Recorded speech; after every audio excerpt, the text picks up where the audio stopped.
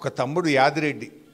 నేను ఢిల్లీ పోయిన ఆ రోజు యాదిరెడ్డి అనే తమ్ముడు ఇచ్చిన తెలంగాణ సోనియా గాంధీ వెనక్కి తీసుకున్నది. ఇక్కడ ఉస్మానియా యూనివర్సిటీలో మా శ్రీకాంతాచార్యో, మా ఇషాన్ రెడ్డో, మా యాదయ్యనో, ఒక చెల్లె మహబూబ్ నగర్లో సువర్ణనో ఎంతోమంది పిల్లలు బలిదానాలు చేసుకుంటుంటే మా గోస ఢిల్లీకి ముడతలేదు, మా గోస సోనియా గాంధీకి తెలుస్తలేదు అని ఆ తమ్ముడు యాదిరెడ్డి ఢిల్లీకి పోయి ఏఐసిసి కార్యాలయం ముందు సోనియా గాంధీకి ఉత్తరం రాసి జేబులో పెట్టుకొని ఢిల్లీలో ఆత్మహత్య చేసుకున్నాడు యాదిరెడ్డి.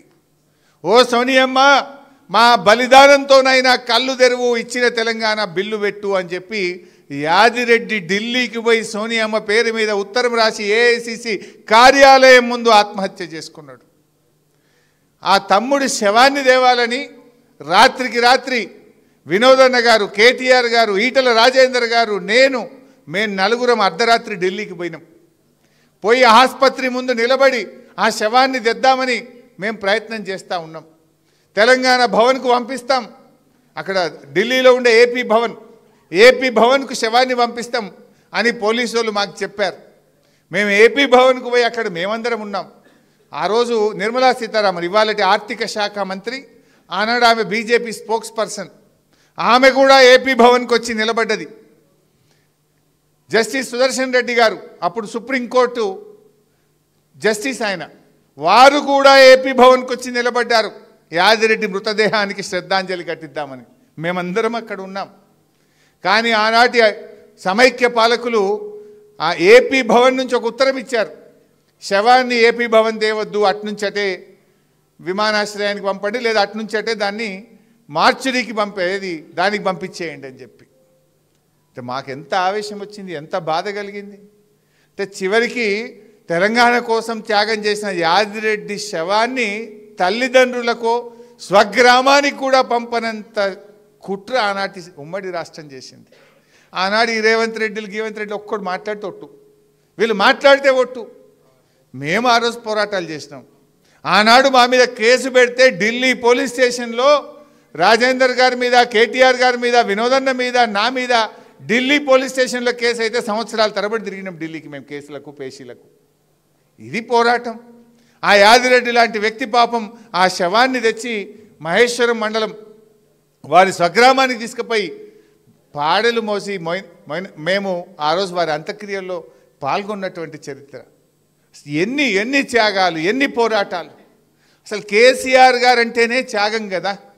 బహుశా ఈ దేశంలో ఒక కాజ్ కోసం, ఒక సమస్య కోసం ఇన్ని పదవులకు త్యాగాలు చేసిన నాయకుడు ఎవరు ఉన్నారంటే అది ఒక్కడే కేసీఆర్. ఎమ్మెల్యేకు, డిప్యూటీ స్పీకర్కు, 2 సార్లు ఎంపీకి, కేంద్ర మంత్రికి 5 పదవులను 5 సార్లు త్యాగం చేసిన నాయకుడు. సర్పంచ్కి చేయమంటేనే 10 సార్లు ఆలోచించే కాలం ఇది. వార్డు మెంబర్కు రాజీనామా అయినట్టు నేను 5 ఏళ్ళకి గెలిచిన నేను ఎట్లా చేస్తా అంటారు.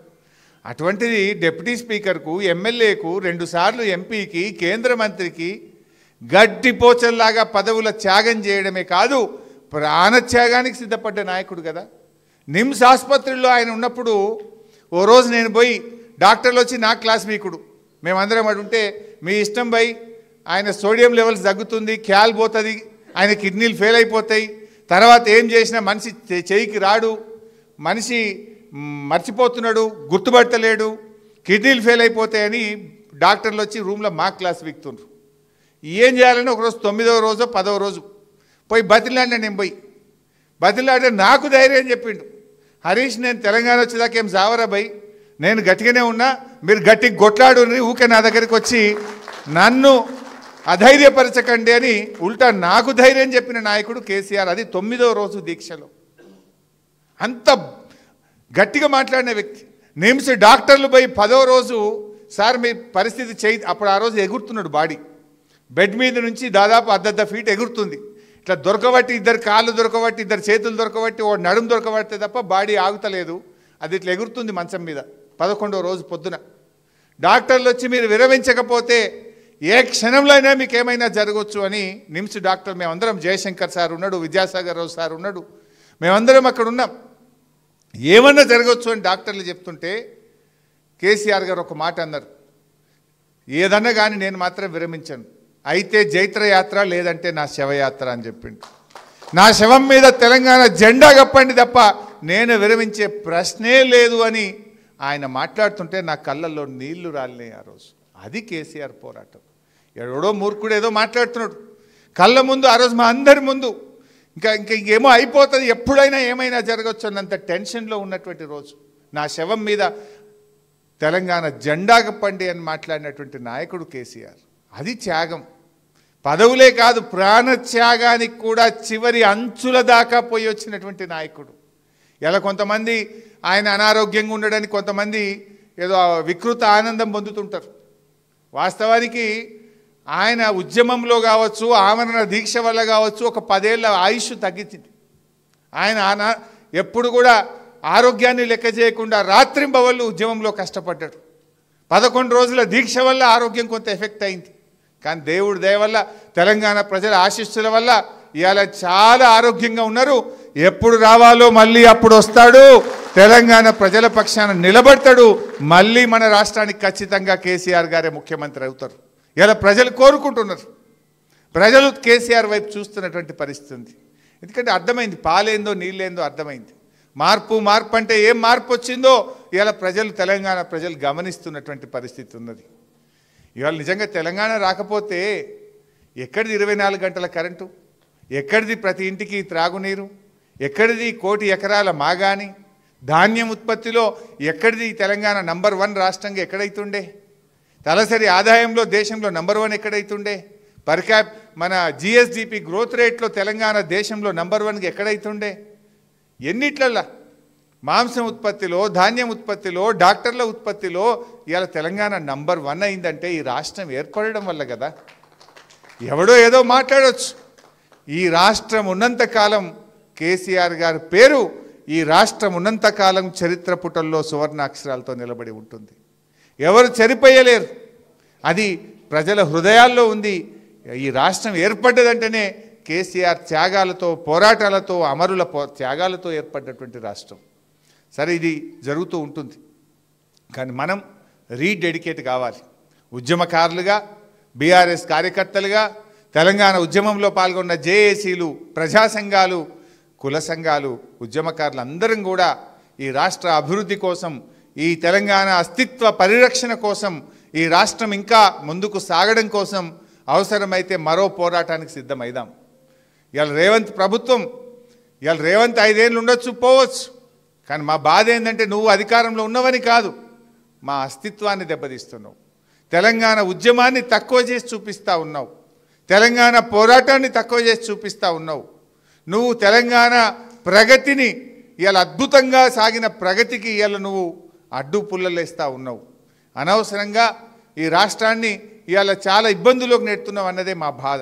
అందుకే పోరాటాలతో, త్యాగాలతో తెచ్చుకున్న తెలంగాణను తిరిగి మళ్ళీ కేసీఆర్ను ముఖ్యమంత్రి చేయడం కోసం, ఈ రాష్ట్రాన్ని అభివృద్ధిలో ముందుకు సాగడం కోసం, తెలంగాణ అస్తిత్వ పరిరక్షణ కోసం అందరం కూడా ఒక్కటి కావాల్సిన అవసరం ఉంది. ఎందుకంటే ఇవాళ కాకతీయ తోరణాన్ని మార్చొచ్చా రేవంత్ రెడ్డి? చార్మినార్ను తెలంగాణ ముఖ చిత్రం నుంచి తొలగించగలుగుతావా? తెలంగాణలో బతుకమ్మను, తెలంగాణ ప్రజల జీవితంలో భాగమైన బతుకమ్మను నువ్వు తొలగించవచ్చా? ఇవన్నీ తెలంగాణ అస్తిత్వాన్ని దెబ్బతీసేటువంటి చర్యలు. ఈ చర్యలను నుంచి మనం ఈ రాష్ట్రాన్ని కాపాడుకోవాలి అంటే అందరం కూడా ఏకం కావాల్సినటువంటి అవసరం ఉంది.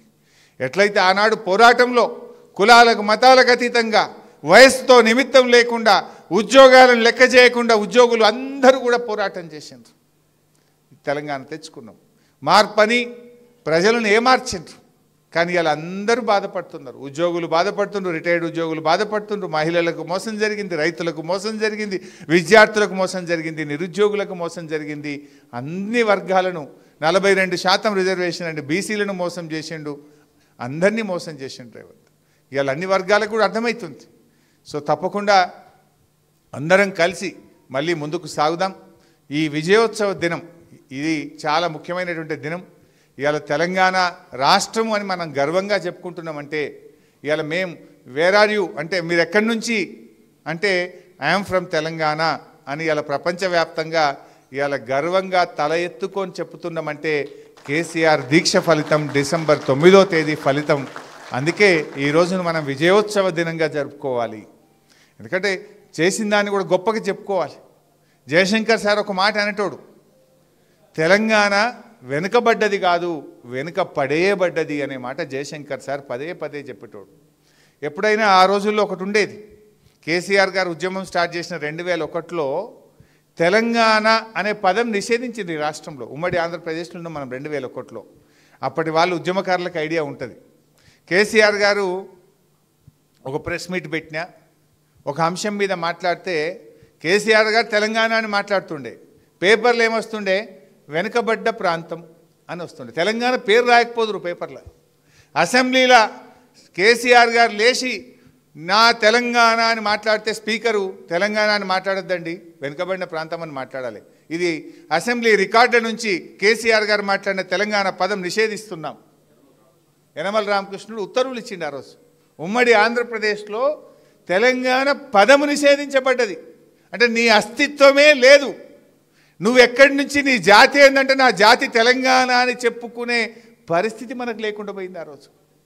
ఎవరైనా తన తల్లి తనకు గొప్పది, తన జాతి తనకు గొప్పది, నీ జాతి గురించి నీ ప్రాంతం గురించి చెప్పుకోలేని పరిస్థితుల్లో నెట్టివేయబడ్డాం ఆ రోజు. పేపర్లో పొద్దున్నే చదివితే తెలంగాణ అని కనబడపోవు. కానీ ఇప్పుడు తెలంగాణ లేకుండా పేపర్ ఉందా, వార్త ఉందా, టీవీ ఉందా, సినిమా ఉందా? అది సినిమా అయినా, పేపర్ అయినా, టీవీ అయినా, వార్త అయినా జై తెలంగాణతోనే స్టార్ట్ అవుతుంది. అంటే అది కేసీఆర్ గారు పార్టీ పెట్టడం వల్ల, ఉద్యమం వల్ల, పోరాటాల వల్ల, దీక్ష వల్ల ఇవాళ ఈ రాష్ట్రం ఏర్పడడం వల్ల మనం ఆత్మగౌరవంతో సగర్వంగా నాది తెలంగాణ అని చెప్పుకోగలుగుతా ఉన్నాం. అసలు ఆ రోజు ఇక అట్లా చెప్తే చాలా ఉన్నాయి ఇంకా. అయితే అట్లా అసలు నిజంగా నేనే విట్నెస్. పొద్దున్న లేచి ఆ రోజుల్లో ఈనాడు, ఆంధ్రజ్యోతి, వార్త 3-4 పేపర్లే ఉంటుండే.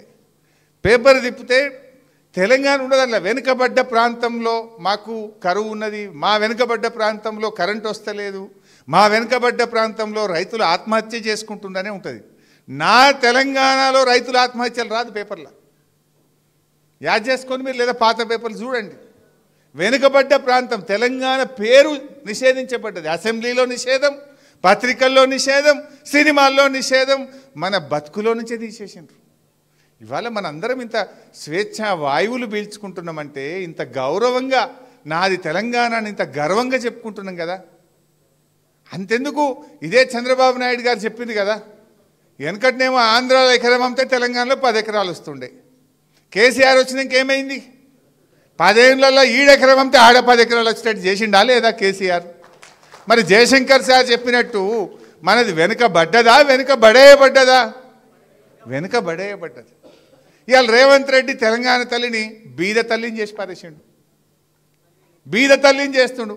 అరే అరే మనం బీదోళ్ళం కాదురా భయ్, మనం వెనుకబడేయబడ్డోళ్ళం, మనం we are rich by all means. తెలంగాణకు ఆ శక్తి ఉన్నది, ఆ సంపన్నం ఉన్నది. అంటే ఆ రోజు తెలంగాణ ద్రోహులో, ఆనాటి సమైక్యాంధ్ర పాలకులో తెలంగాణను వెనుకబడేసిండ్రు. ఈయన వాళ్ళ తొక్కొచ్చిండు కదా, వాళ్ళ ఎంబడి నడిచినోడే, అదే సోయిలు ఉన్నాడు, ఇంకా అదే బాటలో నడుస్తున్నాడు. ఇంకా ఇవాళ ఇవన్నీ మనం ఆలోచించాలి. అందుకే ఇది కేవలం పదవుల కోసమో అధికారం కోసమే కాదు. ఇవాళ తెలంగాణ అస్తిత్వ పరిరక్షణ కోసం, తెలంగాణ ఉద్యమకారుల త్యాగాల చరిత్ర పుటల్లో నిమగ్నం చేయడం కోసం ఇది మనం మరొక పోరాటానికి అవసరమైతే రూపుదిద్దాల్సిన అవసరం ఉంది అందరం. ఎందుకంటే ఏ ప్రపంచంలో ఏ జాతి అయినా సరే ముందు ఆత్మగౌరవం కోరుకుంటారు, అస్తిత్వం కోరుకుంటారు. కూడు గుడ్డ తర్వాత ఎవడైనా ముందు కోరుకునేది సెల్ఫ్ రెస్పెక్ట్. నా ఆత్మగౌరవం నాకు ముఖ్యం, నా అస్తిత్వం నాకు ముఖ్యం అని కోరుకుంటారు. కానీ రేవంత్ పాలనలో తెలంగాణ ఆత్మగౌరవం దెబ్బతింటుంది, తెలంగాణ అస్తిత్వం దెబ్బతింటుంది. అందుకే మనం అవసరమైతే తెలంగాణ ఉద్యమకారులం మరొక పోరాటానికి సిద్ధం కావాలని నేను పిలుపునిస్తూ జై తెలంగాణ.